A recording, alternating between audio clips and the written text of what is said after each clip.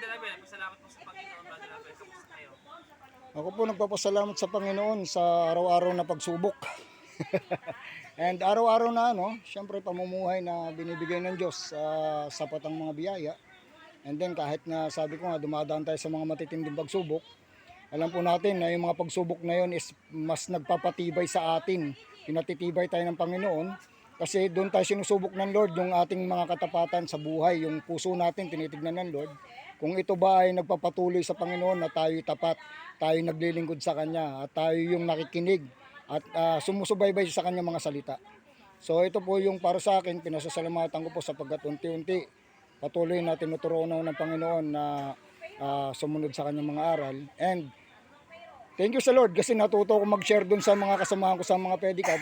Natututo ko mag-share ng mga word of God. So maraming salamat kasi kahit papaano ilan sa kanila nakikinig naman po. Kaya malaking pasasalamat and then syempre yung kalusugan.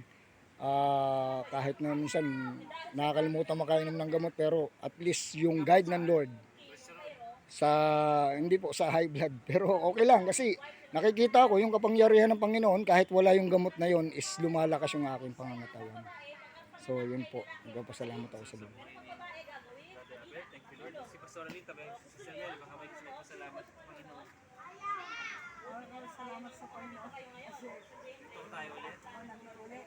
Tapos sa mga namiss ko kayo. Maganda nga yung yung ganda nga yung pangaral ni Pastora kanina. Praise God, hindi naputol? Praise God. Kasi minsan napuputol, ano? Hindi ko naputol eh. Dire-diretso.